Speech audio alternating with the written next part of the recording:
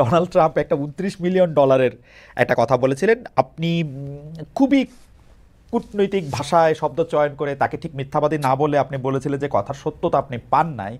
তো এইটা কি, এইটার ব্যাপারে কি কোনো ডেভেলপমেন্ট আছে? মানে এই $29 মিলিয়ন কথা কি তিনি হঠাৎ করেই বললেন, এমনি এমনি বললেন? মানে এইটা কেন, কেনই বা বলতে যাবেন? বাংলাদেশ তো আসলে ডোনাল্ড ট্রাম্পের জায়গা থেকে দেখলে 186 বা 210টা দেশের একটা, মানে এই দেশ সম্পর্কে আবার একটা $29 মিলিয়ন, এটা উনি কেন বলতে যাবেন? মানে এর পিছনে কি কারণ? দেখুন, দেখুন, প্রেসিডেন্ট ডোনাল্ড ট্রাম্প কেন কোন কথা বলেছেন এটা বিচার করার যোগ্যতা আমার নেই। আমি আসলে অনেক সময় বুঝিও না। উনি নিশ্চয়ই কোনো কারণে সেটা বলেছেন। তবে আমি আমাদের এখানে যারা এটা নিয়ে নাড়াচাড়া করেন তারা দেখেছেন যে আমার তো কোনো মেকানিজম নাই এটা চেক করার মতো।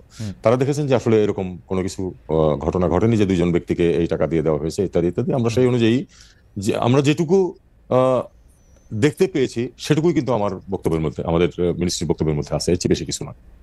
এমনি মার্কিন পররাষ্ট্র যে দপ্তর আছে এখানে, সরি মানে যে কনসুলেট আছে, যে এমবাসি আছে, তাদের কাছ থেকে এই ব্যাপারে বাড়তি কোনো কিছু জানানো হয়েছে ইন দ্য মিন টাইম? না, না, না, আচ্ছা। এরকম কিছু জানানো হয়নি আমার।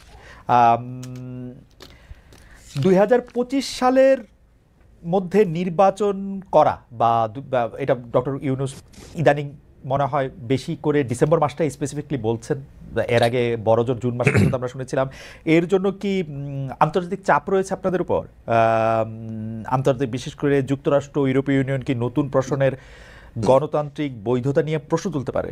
মানে সরকার এমন চাপের মুখে পড়লে তারা, মানে আপনারা যদি ইলেকশনটা না করতে পারেন, মানে আসলে কেউ কেউ বলছেন যে আপনারা কিছু সংস্কার করবেন, সংস্কারটা শেষ করে তারপর ইলেকশনে যাবেন, কেউ কেউ বলছেন না 2025-এর মধ্যে ইলেকশন হবে। আপনি কি 2025-এর মধ্যে ইলেকশনটা হবে এরকম দেখতে পান, এবং এর জন্য কোনো আন্তর্জাতিক চাপ আপনাদের রয়েছে কিনা?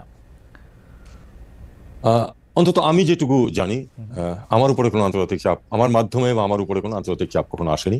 আহ, আমি দেখেছি যে আমাদের বন্ধু রাষ্ট্র যারা আছে তারা সবাই কিন্তু এই সরকারের যে কর্মসূচি ইনক্লুডিং রিফর্মের প্রতিও কিন্তু তারা বেশিরভাগই কিন্তু স্পষ্টভাবেই বলেছেন যে হ্যাঁ, রিফর্মের ব্যাপারে আমরা সমর্থন করি সরকারকে, এরকমই কিন্তু বলেছেন বেশিরভাগ।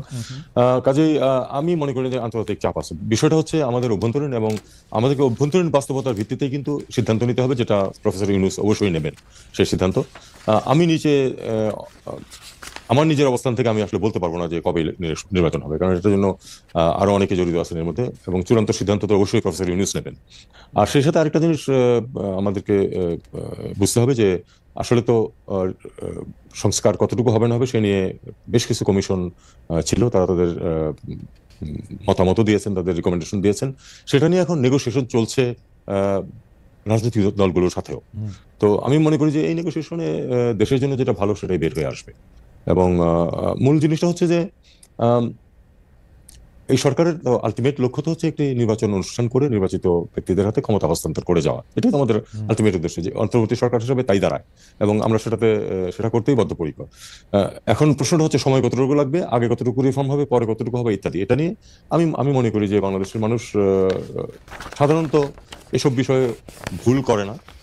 আমি দৃঢ়ভাবে বিশ্বাস করি যে আলাপ আলোচনার মাধ্যমে এটা একটা সুন্দর পথ বেরিয়ে আসবে, এবং আমরা একটা ভালো নির্বাচন করে তাদের কাছে ক্ষমতা হস্তান্তর করে চলে যেতে পারবো।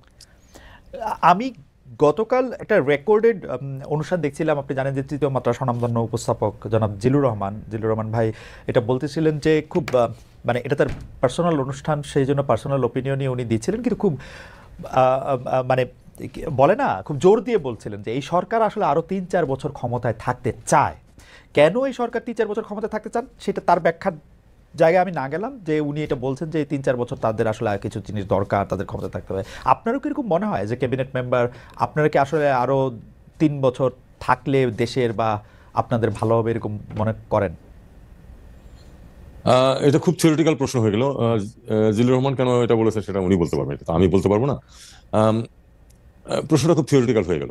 আমি এরকম থিওরিটিক্যাল প্রশ্নে যেতে চাই না। আসলে আমার কথা হচ্ছে যে আলাপ আলোচনার মাধ্যমে বেরিয়ে আসবে যে কত তাড়াতাড়ি নির্বাচন করা সম্ভব, এবং সেটাই আমাদের এই সরকারের লক্ষ্য বলে আমি মনে করি।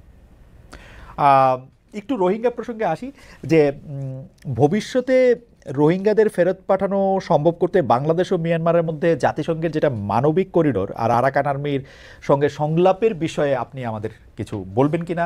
আরসা প্রধানকে যে গ্রেপ্তার করা হলো, তার সঙ্গে এর একটা সম্পর্ক রয়েছে কিনা?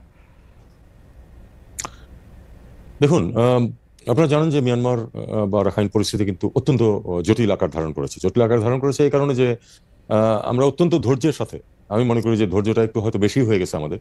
আমরা অত্যন্ত ধৈর্যের সাথে দীর্ঘদিন ধরে কিন্তু মিয়ানমারের মিলিটারি সরকারের সাথে এবং তার আগে আধা মিলিটারি সরকারের সাথে কিন্তু আমরা আলাপ আলোচনা চালিয়ে যাচ্ছিলাম এই লোকগুলিকে, এই অত্যন্ত হতভাগ্য মানুষগুলিকে যেন তাদের স্বাভাবিক জীবনযাত্রায় ফিরিয়ে দেওয়া যায়, তাদের দেশে গিয়ে তারা তাদের জীবনযাত্রা নির্বাহ করতে পারেন। ফলাফল এ যাবৎ শূন্য। এর মধ্যে কিন্তু আপনার বাস্তব পরিস্থিতির বিরাট বিরাট পরিবর্তন হয়ে গেছে। সেটা হলো যে 3 বছর আগে তো ওখানে শুরু হয়েছে গৃহযুদ্ধ, এবং গৃহযুদ্ধের ফলে কিন্তু বিভিন্ন ধরনের পরিবর্তন হয়ে গেছে বাস্তবতা। বাস্তব পরিস্থিতি এখন ধরুন, মোটামুটি রাখাইন রাজ্য যেটার সাথে বাংলাদেশের সীমানা আছে, রাখাইন রাজ্যের সীমানা কিন্তু অরিজিনালি শুধু বাংলাদেশের সাথে আছে, ভারতের সাথে নেই। কিন্তু তারা আবার খানিকটা পালিতোয়া এবং চীন রাজ্যের খানিকটা দখল করে ভারতের সাথে একটি যোগাযোগ স্থাপন করে নিয়েছে আরাকান আর্মি। আরাকান আর্মি এখন অলমোস্ট সম্পূর্ণ নিয়ন্ত্রণ আছে। বম্বিং হচ্ছে উপর থেকে, তাতে করে মানুষের যন্ত্রণা বাড়ছে, কিন্তু তাতে করে কিন্তু আরাকান আর্মির নিয়ন্ত্রণ কিন্তু শিথিল হয়নি এই রাজ্যের উপর। কাজে এখন বাস্তবতা হচ্ছে যে আরাকান আর্মি ডিসাইড করবে যে এখানে কি হবে না হবে। এমনকি যদি একসময় তো এই গৃহযুদ্ধ পরিস্থিতি শেষ হবে এবং তখন সেটেল ডাউন করবে, যখন করবে তখনও কিন্তু Arakan army will B a major power, major arbiter, যে এই রোহিঙ্গাদের নিয়ে এবং আরাকান রাজ্যে কি হবে না হবে। তারা কিন্তু যদি একটা ইয়েও হয়, একটা ওখানে যদি একটা স্বায়ত্ত শাসনও হয়, তারা কিন্তু অনেক কিছু ডিসাইড করবে। কাজে তাদের সাথে আমাদেরকে আলটিমেটলি নেগোশিয়েট করতেই হবে। তবে যেহেতু তারা একটা নন স্টেট অ্যাক্টর, একটা রাষ্ট্র হিসেবে আমাদের পক্ষে, আর বিশেষ করে যেহেতু আমরা এখনো কেন্দ্রীয় সরকারকে তো স্বীকার করি, কাজেই তাদের সাথে আমরা আলাদাভাবে অফিসিয়ালি কোনো যোগাযোগ করা আমাদের পক্ষে সম্ভব না। তবে আমি জানি যে সরকারের বাইরে বিভিন্ন ধরনের তৎপরতা হচ্ছে যে একটা কিছু ব্যবস্থা করা।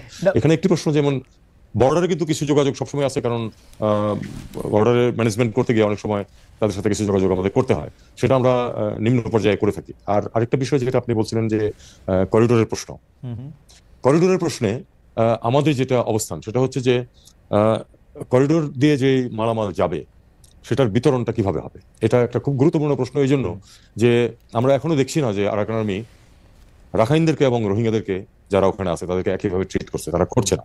তাদের অ্যাট্রোসিটিজ এগেইনস্ট দ্য রোহিঙ্গাস কিন্তু চলমান ছিল, অন্তত এই মুহূর্তে হয়তো নাই, কিন্তু ছিল, এবং যার ফলে কিন্তু অন্তত 80,000 রোহিঙ্গা কিন্তু তারা রাখাইনের দখল নেওয়ার পরেও বাংলাদেশে প্রবেশ করেছে।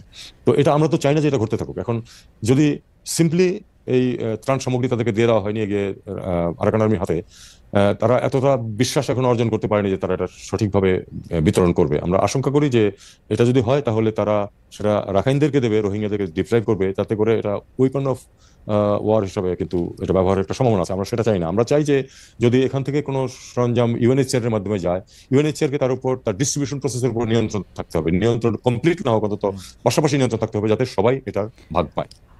আপনি আসলে মানে আমি প্রশ্ন করার আগেই আপনি মোটামুটিভাবে পুরোটা বিষয়ই আপনি ব্যাখ্যা করেছেন, কিন্তু আমার এটা খুবই কৌতূহল লেগেছে যে জাতিসংঘের মহাসচিব যখন এখানে আসলেন, সঙ্গে আপনিও ছিলেন, আমি তাকে ইংরেজি ভাষাতেই কোট করি, তিনি যখন এটা বলতেছেন যে the Arakan Army is an entity with which I believe a necessary dialogue must take place. আমাদের সাথে বাংলাদেশের সাথে আরেকটা দেশের কূটনৈতিক সম্পর্ক রয়েছে এখনো, মানে কূটনৈতিক সম্পর্ক বলতে আমি যদি বলি ওই সরকারটাকে আমরা সরকার হিসেবে স্বীকৃতি দিচ্ছি, যেটা আপনি বলতেছেন, সেইখানে ওইখানকার বিদ্রোহী একটা গ্রুপের সাথে ডায়লগ হবে, সেটা জাতিসংঘের মহাসচিব বলছেন, আমাদের দেশে এসে আপনি সেখানে উপস্থিত আছেন, এইটার একটা মানে মানে এইটা আপনার একটা কূটনৈতিকভাবে এটার আপনার একটা জবাবদিহি করতে হবে না? মানে এমনিতেই ওরা আমাদের কথা শোনে না, তার মধ্যে মানে এইটা একটু পুরোটা নিয়ে চলে যাওয়া না, মানে মানে অল ইন হইল না এটাতে? মানে আপনার কি মনে হয়? না, দেখুন আমরা কোনো জাম্প করবো না কোনো সিদ্ধান্তে, আমরা কোনো জাম্প করবো না। তবে এই বিষয়টা আমরা উপলব্ধি করি যে আলটিমেটলি আমাদেরকে অবশ্যই আরাকান আর্মিকেও